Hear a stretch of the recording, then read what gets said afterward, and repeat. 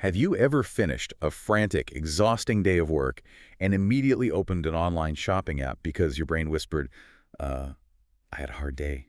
I deserve a treat. Oh, yes. We try to soothe our stress with quick retail therapy, but, we usually end up buying future problems instead of actual peace of mind. Well, welcome to today's deep dive.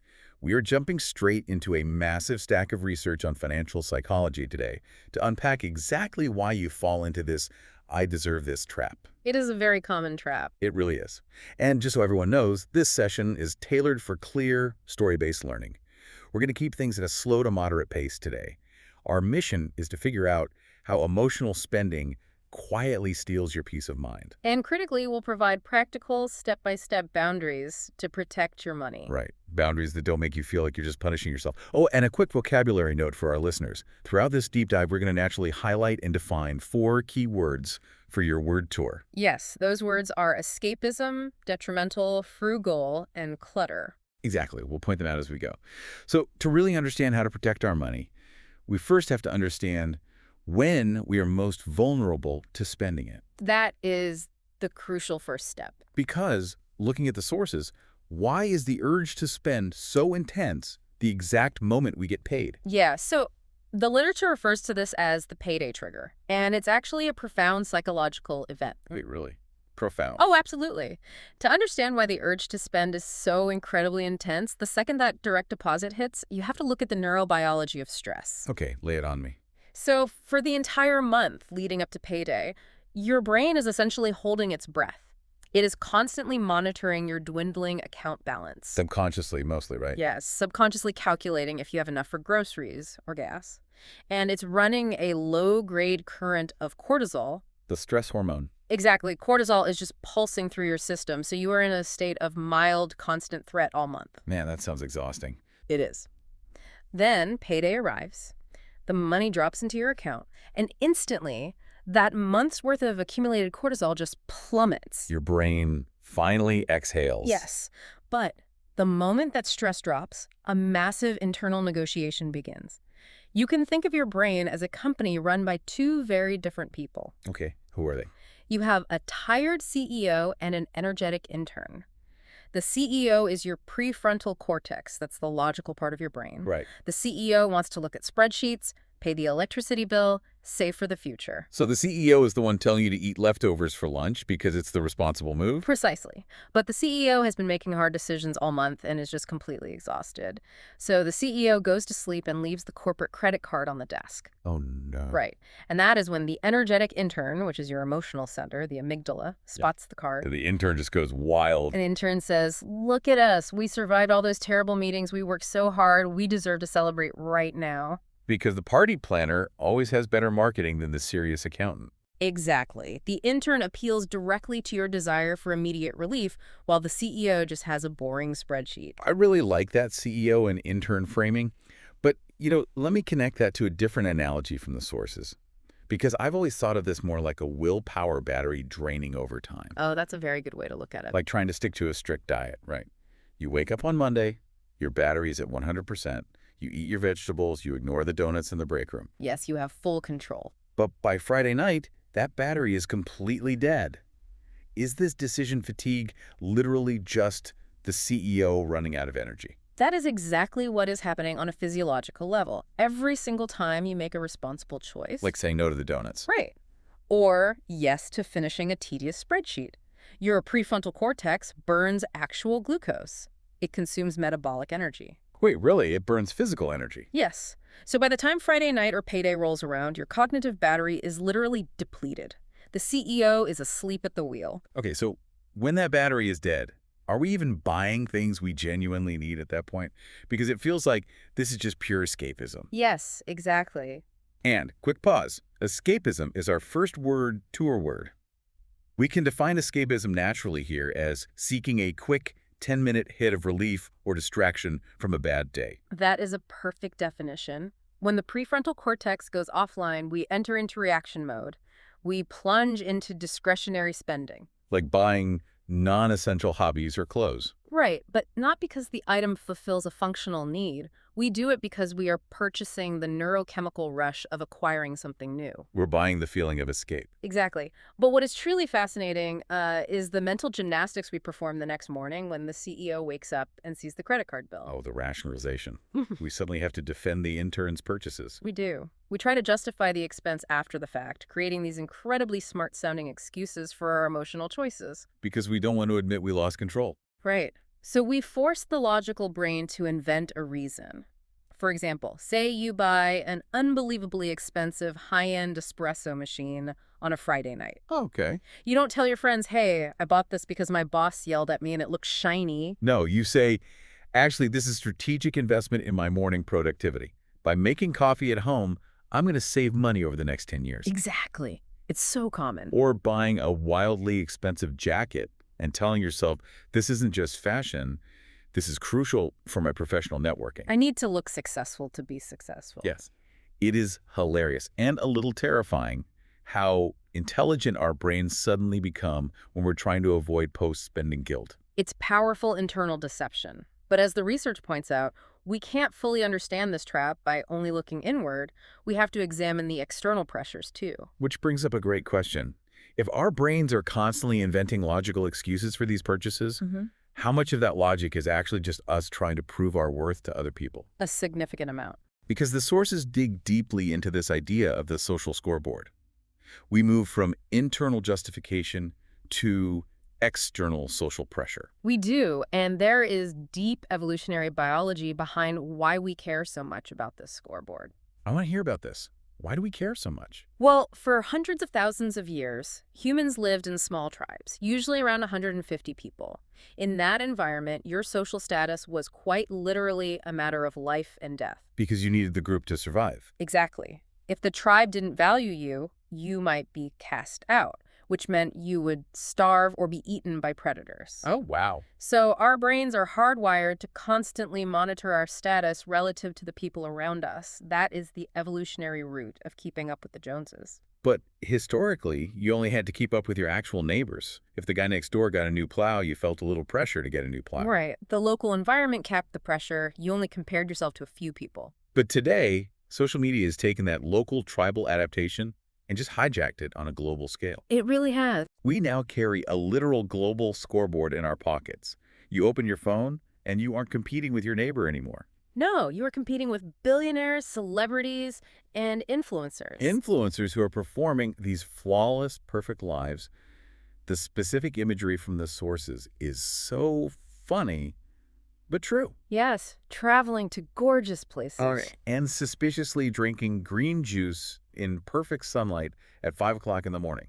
Which, by the way, why is the sunlight always so perfect at 5 a.m. on social media? Because it's a manufactured reality. But your primitive brain doesn't know it's manufactured. Your amygdala perceives it as a threat to your social status. And this has to be why this constant exposure is so detrimental to us. Yes. And detrimental is our second word, tour word. We can define detrimental as causing harm or damage. It's not just annoying to see those posts. It is actively detrimental to our well-being. It causes measurable psychological and financial damage. It's a painful irony. We spend money we don't have to buy things we don't need, to impress people we don't even like. It is a profound trap. And trying to keep up with that digital scoreboard creates a highly toxic relationship between your present self and your future self. Tell me more about that dynamic, because the studies on how we view our future selves are pretty mind-blowing. They really are. Functional MRI scans. Where they map blood flow in the brain. Yes, Yeah. exactly. They show something incredible about human empathy. When you think about your present self, a specific region of your brain lights up. Okay. When you think about a complete stranger, an entirely different region lights up. Does that make sense? But when researchers ask people to think about their future selves, the version of you 10 years from now, or even just 1 month from now, the brain lights up in the exact same pattern as it does for a complete stranger. Wait. Seriously? Yes. So neurologically speaking, my brain views the me of next month as just some random guy on the street. There's a massive empathy gap. So when your present self is scrolling through a shopping app, chasing that dopamine rush to keep up with influencers, your brain feels zero empathy for the person who actually has to pay the bill. Because it's a stranger. Exactly. Your present self is essentially stealing peace and security from a stranger, your future self. Your future self is the one who wakes up tired, looks at an empty bank account, and struggles to make rent. That is a brutal realization. It really is. Okay, so this brings us to the pivotal question. Now that we've diagnosed the internal battery draining and we've diagnosed the external social pressure, how do we actually break the cycle? We have to transition into practical boundaries. Right. But how do we do it without feeling miserable? Because the sources point out that people hate budgets. They usually fail because they just feel like deprivation. And that's exactly why we need a fundamental mindset shift, specifically to reframe the word no. Reframing no. Okay, how does that work? Well, the reason people abandon budgets is because they trigger a scarcity mindset. Every time you say no to a purchase, your brain hears you aren't allowed to have fun. It feels like a punishment, like putting yourself in a financial timeout. Precisely. So we need to completely reframe the emotional weight of that word. When you say no to a random impulsive purchase today, you are actually saying a massive, loving yes to your future self. I love that shift. It's like a breath of fresh air. You decide, I deserve not to be scared and stressed at the end of the month. Yes, you're protecting your future peace. And this brings us to our third word, tour word, which is frugal. Because usually people think being frugal means being cheap or boring. But it doesn't. No, defining frugal naturally here, it means being wise, careful, and intentional with your money to protect your peace. When you realize that saying no is just saying yes to your future self, frugality stops feeling like a punishment. That's right. It actually starts feeling like oxygen. Frugality is oxygen. I love that phrasing. And the sources offer a very specific, practical tactic to practice this called the wish list weight. Okay, so what is the wish list weight? Because I want to know how we stop piling up physical clutter. It's very simple. And clutter is our final word, tour word today, defined as an untidy collection of unnecessary things taking up space. So how does this weight stop the clutter? When you want an item online, don't click buy now. Put it on a list in your notes app and force yourself to sleep on it for 24 hours or even a week. Wait, I have to challenge this idea. Okay, go ahead. If my willpower battery is completely dead on a Friday night and I am stressed and desperate for a dopamine hit, putting a pair of shoes in a notes app isn't going to give me any relief. You'd be surprised. It just feels like another form of budgeting restriction. Does this actually work for people who are highly impulsive? It is a totally valid skepticism, but neurochemistry is actually on the side of the wish list weight. Where? Here's why it works for highly impulsive people. You aren't telling your brain no. You're telling your brain not right now. Oh, okay. When you find an item online that you desperately want, the dopamine spike isn't just about owning the item, it's about the hunt. Ah, the anticipation. Exactly. When you take the time to physically type the name of the item into a list on your phone, you are performing an act of claiming it. Claiming it. That action tricks your brain into releasing a microdose of dopamine. It gives the energetic intern just enough of a hit to feel satisfied. Which takes the immediate edge off the craving. You get a tiny bit of the shopping high without actually spending the money. Yes, and that microdose buys your brain time. By forcing a 24-hour waiting period, you allow the exhausted CEO to wake up and regain control of the decision-making process. That is fascinating. In the vast majority of cases, when you look at that list a week later, the emotional urgency is completely gone. The emotional excitement fades, and you save money with zero effort. And as a huge bonus, it stops you from filling your home with clutter. Exactly. Okay, let's follow the money here. If the wish list weight stops us from buying clutter, what exactly should we be doing with that saved money? The immediate goal is to build a financial cushion. A safety pillow. Yes, money set aside purely for unexpected emergencies. To understand why this is so critical, look at the cognitive toll of living without one. Living paycheck to paycheck. Exactly. When every dollar is spent before the next payday, your brain is locked in chronic survival mode. Because there is literally no margin for error. Every unexpected bill feels like a catastrophic threat. But even a comically small cushion lets you breathe when an emergency happens, like a broken car. Peace of mind is the ultimate luxury. Peace of mind is the ultimate luxury. I completely agree with that. But I want to push back on the very premise of how we reward ourselves. What do you mean? Well, we started this deep dive talking about the "I deserve this" trap. Have we been brainwashed into thinking a treat has to involve a transaction? Oh, that's a brilliant question. What if the most restorative moments don't cost a dime? That is the pivotal realization here. We have to practice something psychologists call savoring. Savoring, let's dig into that. How is savoring different from just relaxing? Relaxing is often passive, like zoning out in front of the TV. Savoring is a highly active, intentional practice. So active appreciation. Yes, slowing down your mind and physical senses to fully notice and absorb a positive moment. It's about extracting deep psychological nourishment from things that are completely free. The sources give some specific examples of this, right? Like drinking warm coffee slowly without looking at your phone. Exactly. Holding the mug, feeling the warmth, or taking an evening walk where you actively look at the trees instead of a screen. Or even just having a deep conversation with a friend, sitting on a porch and truly listening. When you actively savor these ordinary moments, you feel whole. Your heart is nourished without needing to buy validation. It's an incredible shift in perspective. Well, this has been such a deeply practical and eye-opening deep dive. Let's quickly summarize for our listeners. Sounds good. First, beware of the party planner intern brain on payday when you're highly vulnerable to emotional spending. Second, remember the social scoreboard is a trap.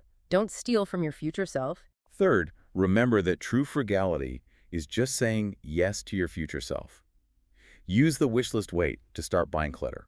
And finally, build a cushion to escape survival mode and savor the free moments. So we want to leave you with a final provocative thought to mull over. The next time you finished an exhausting day and open a shopping app, don't just ask yourself, can I afford this? Instead, ask your brain, what emotion am I actually trying to purchase right now? And is there a way to get it for free?